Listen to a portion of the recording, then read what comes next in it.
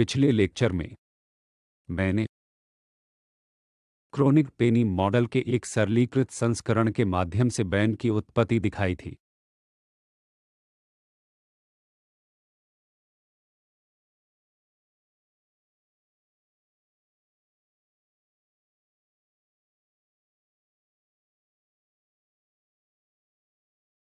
जिसमें delta functions से बनी पीरियोडिक पोटेंशियल होती है, इसलिए Vx को योग के रूप में दिया गया था समेशन माइनस इन्फिनिटी से infinity V delta X minus M. और जो मैंने दिखाया वह यह है कि यदि आप बाउंड्री की स्थिति और ब्लॉक थ्योरम के माध्यम से जाते हैं तो आपको alpha A plus M V over 2 cross square alpha sine alpha A का कोस के बराबर कोस साइन की एक इक्वेशन मिलती है जहां alpha 2 over H cross square का रूट होती है और यह इस तरह के इक्वेशन की संतुष्टि के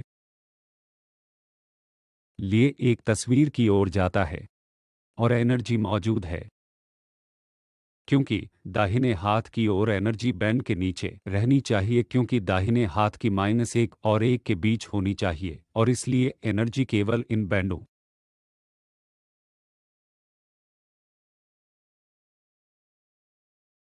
में मौजूद है। और जब हम इसे प्लॉट करते हैं जो आप एक अभ्यास के रूप में करेंगे जहां आपको ये बैंड मिलते हैं, यदि आप -pi को ए और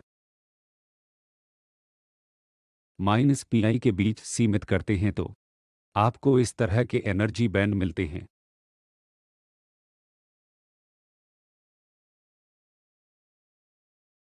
और इस तरह नोटिस पर कि न्यूनतम मौजूद है या अधिकतम केवल के इक्वल 0 पर मौजूद है और मिनिमा या मैक्सिमा पी बटाए पर मौजूद है। और मैंने उस प्रश्न को आपके लिए पिछले लेक्चर में सोचने के लिए छोड़ दिया था। अब मैं इसका उत्तर देता हूं। तो यदि आप इस कर्व को देखते हैं कि हम इक्वेशन के दाहिने हाथ की ओर ड्रा कर रहे हैं तो ऐसा दिखता है और +1 और -1 यहाँ दाएं हैं।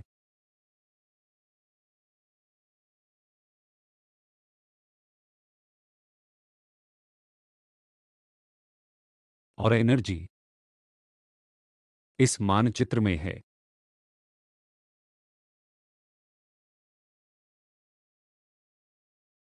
नोटिस करें कि जहां न्यूनतम एनर्जी पहले न्यूनतम यहां दाएं मौजूद है, वहीं मोटी लाल रेखा द्वारा दिखाया गया है और मैं इसे एक कहूंगा, वहां के का कोस साइन 1 के बराबर है।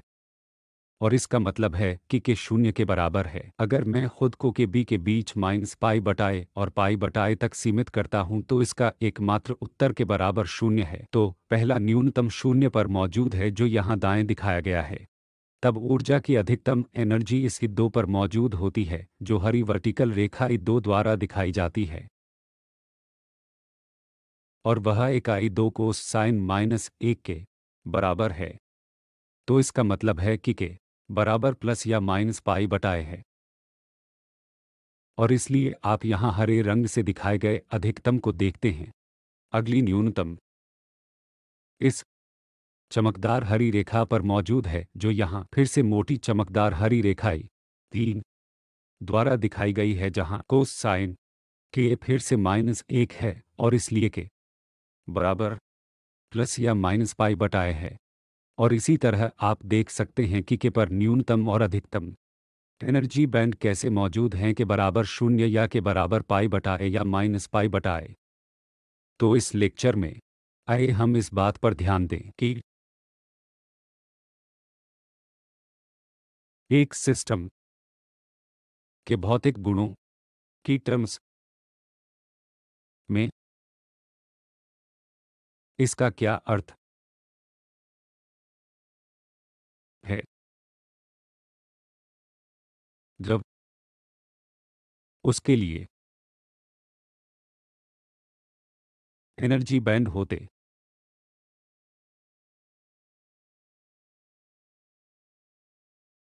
हैं। तो पहले हम एक बैंड में स्टेट्स की संख्या की गणना करते हैं और यह हमें एक बैंड में इलेक्ट्रॉन्स की संख्या भी देगा। ये करने के लिए हमें के को गिनना होगा। ऐसा करने के लिए हमें एक बैंड में के पॉइंट्स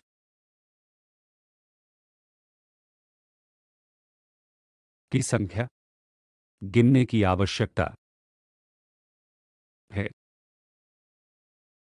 जैसे धातुओं को याद करें, उसमें हमने के पॉइंट्स की संख्या की गणना करके स्टेट्स की संख्या की गणना की और हमने वहां किस ट्रिक का उपयोग किया? हम पीरियोडिक बाउंड्री कंडीशन का उपयोग किया था। इसलिए पीरियोडिक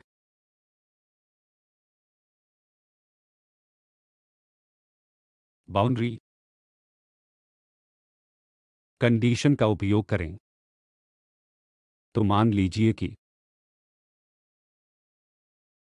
हमारे पास परमाणुओं का यह सेट है जो एक डायमेंशनल धातु बना रहा है और यह माइनस इन्फिनिटी से इन्फिनिटी तक फैल रहा है। हम क्या करेंगे? हम मांग करेंगे कि इन परमाणुओं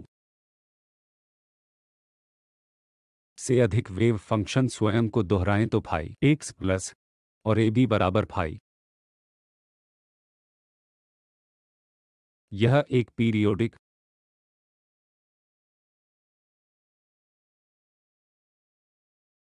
बाउंड्री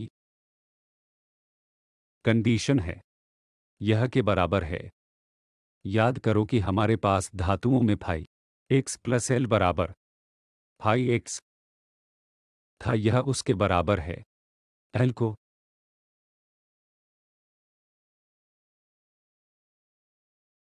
एन इसे बदल दिया गया है। संख्या एक तो वह पॉइंट संख्या एक है। पॉइंट संख्या दो वेव फंक्शन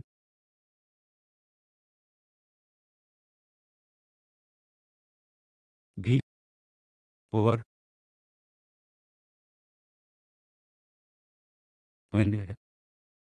नॉर्मलाइज होता है ताकि आप एक स्टेट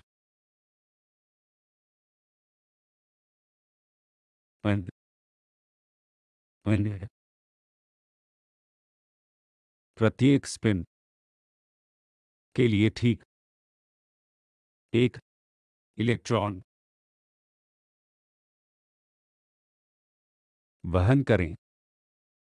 अब इसे एन पर नॉर्मलाइज करने के लिए मैं वेव फंक्शन फाई एक्स को यू नॉर्मलाइज करने का निर्णय ले सकता हूं। याद है आई के एक्स यू के एक्स के ऊपर ए मैं यू ओवर एन ए या ओवर ए सेल नॉर्मलाइज करने का निर्णय ले सकता हूं और एल बस मेरी नॉर्मलाइजेशन कोएफिशिएंट बदल सकती है, लेकिन यह एक सारहीन है। अब तो दो पॉइंट्स जो बना रहे हैं वह यह कि एक पीरियोडिक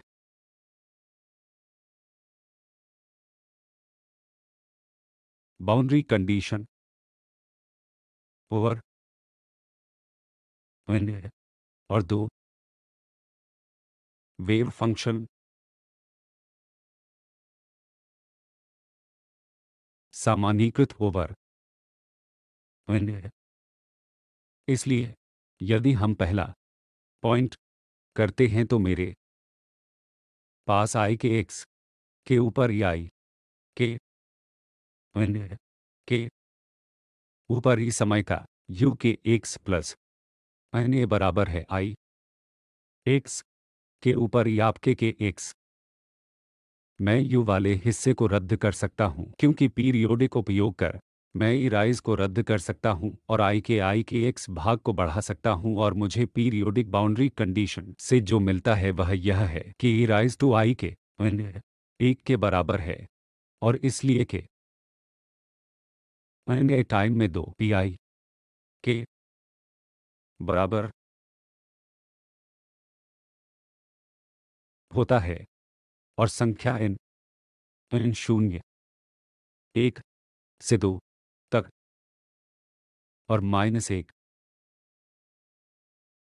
से भिन्न होती है। n-1 क्यों? क्योंकि n के बराबर n है कि a के ऊपर 2 pi हो जाता है जो k इक्वल 0 के बराबर है ताकि स्टेट की गणना न हो। तो यह आपको बताता है कि प्रत्येक बैंड में n के पॉइंट हैं। मैं इसे दोहराता हूं। अब बैंड का विस्तार माइनस पाई बटा ए से पाई बटा ए तक है, इसलिए कि ए के ऊपर 2 का इंटरवल है और के ऊपर 2 पाई खुद को दोहराता है, इसलिए के इक्वल माइनस पाई बटा ए और के इक्वल बटा ए के बीच वहां n इंडिपेंडेंट के पॉइंट हैं, इसलिए n ओवर परमाणु पीरियोडिक बाउंड्री कंडीशन यहां ठीक n के पॉइंट हैं।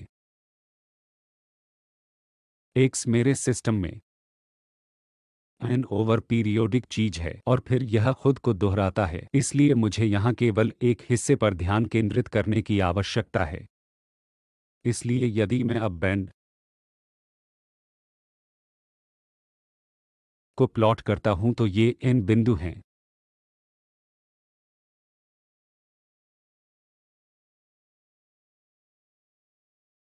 और इनमें से प्रत्येक 2 इलेक्ट्रॉन्स को कैरी कर सकता है। तो इसका मतलब है कि एक बैंड अधिकतम 2 n इलेक्ट्रॉन्स को समायोजित कर सकता है।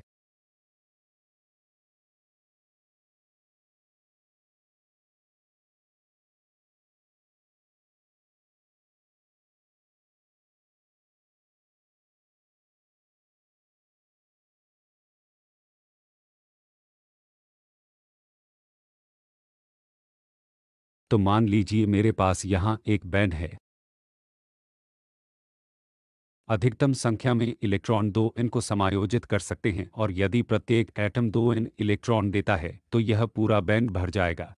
यदि कोई एटम 2 इलेक्ट्रॉन देता है तो बैंड भर जाएगा।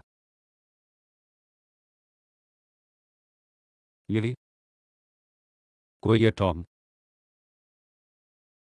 2 इलेक्ट्रॉन देता है तो बैंड भर जाएगा। दूसरी ओर यदि कोई एटम केवल एक इलेक्ट्रॉन देता है तो बैंड आधा भरा होगा। अब अगर मैं आधा भरा हुआ बैंड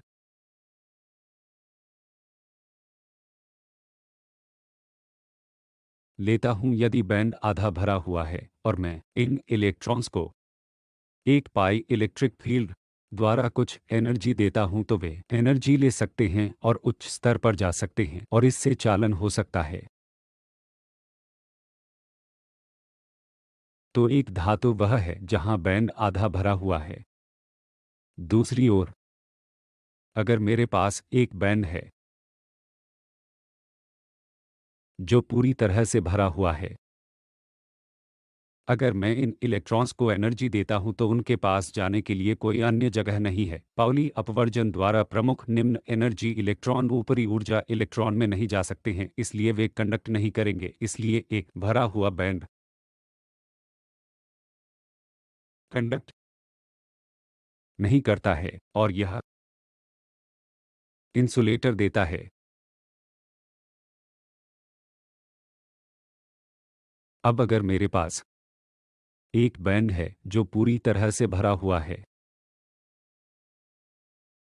और अगला बैंड जो इसके करीब है, बैंड गैप ज़्यादा नहीं है, यह गैप बहुत छोटा है, तो कुछ इलेक्ट्रॉन तापमान T पर ऊपरी बैंड में जा सकते हैं और फिर निचला बैंड पूरी तरह से भरे हुए से कम होगा। ऊपरी बैंड में कुछ इलेक्ट्रॉन होंगे और जब इलेक्ट्रिसिटी दी जाती है तो वे कंडक्ट कर सकते हैं और यह अर्धचालक को बढ़ाता है। इसलिए अर्धचालक एक इंसुलेटर दोनों सिस्टम होते हैं जहां बैंड शून्य तापमान पर भरे जाते हैं, लेकिन इंसुलेटर में बैंड गैप बहुत बड़ा होता है और सेमीकंडक्टर्स बैंड गैप छोटा होता है। मैं इन तर्कों को एक डायमेंशनल प्रणालियों के लिए दे रहा हूं। अब तीन डायमेंशनल में कुछ और निश्चितताएं हैं लेकिन विचार काफी समान हैं। सो बैंड बताते हैं कि कैसे धातु इंसुलेटर और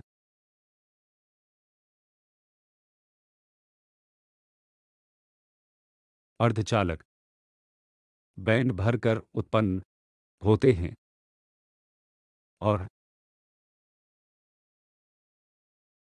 देखते हैं कि क्या इलेक्ट्रॉन एक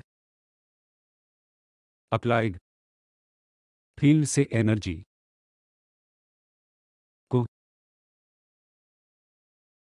अवशोषित कर सकते हैं।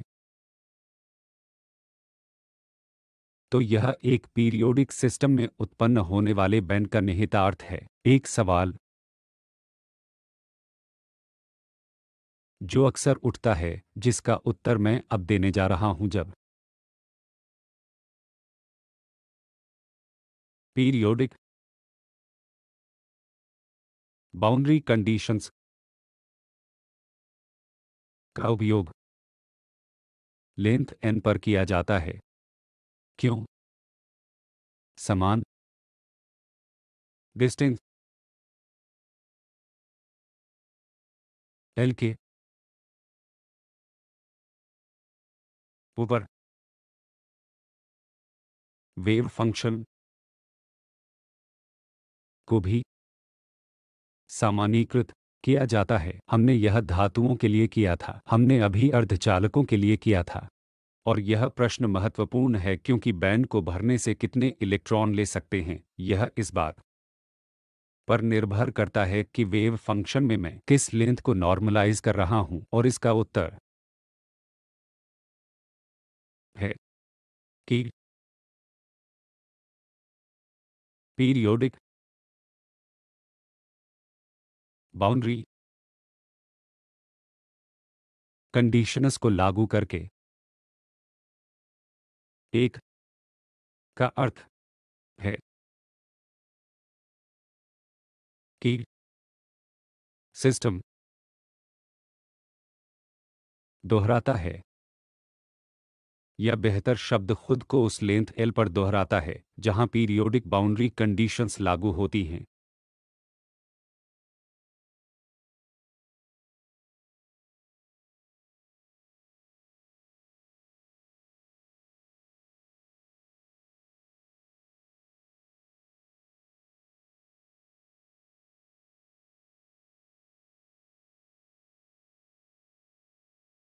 इसलिए सिस्टम वास्तव में उस लेंथ एल पर फैला हुआ है जिस पर मैं बाउंड्री कंडीशन लागू कर रहा हूं। इसलिए सिस्टम उस लेंथ से दिया जाता है और फिर इसलिए मैं वहां की हर चीज में अपने सभी वेव फंक्शनों को नॉर्मलाइज करता हूं और यही मुझे परमाणुओं की सही संख्या n परमाणुओं के लिए के पॉइंट और समान संख्या में परमाणुओं के लिए 2n इलेक्ट्रॉन्स की सही संख्या देता है।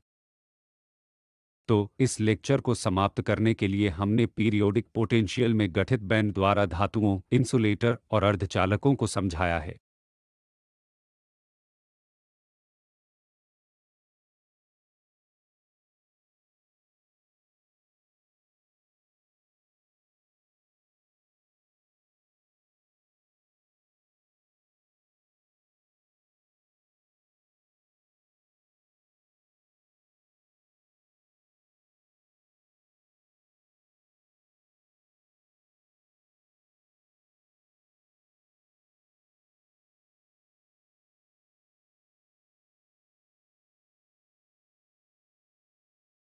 और हमने जो कहा है वह आधा भरा हुआ बैंड है, जो धातु को पूरी तरह से भरा बैंड देता है, इंसुलेटर और अर्धचालक देता है।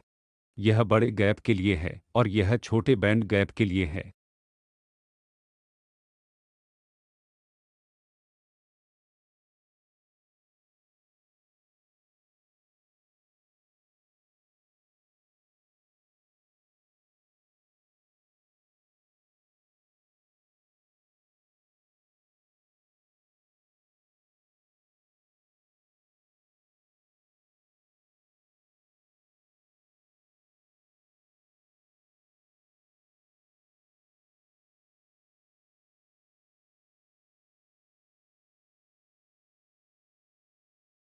तो इसके साथ हम बैंड के गठन के लिए एक संक्षिप्त परिचय समाप्त करते हैं और वे अर्धचालक धातुओं और इंसुलेटर की व्याख्या कैसे करते हैं। तो यह क्वांटम मैकेनिक्स पर हमारे पाठ्यक्रम को समाप्त करता है। मैं पूरे पाठ्यक्रम की समीक्षा के लिए एक और लेक्चर दूंगा।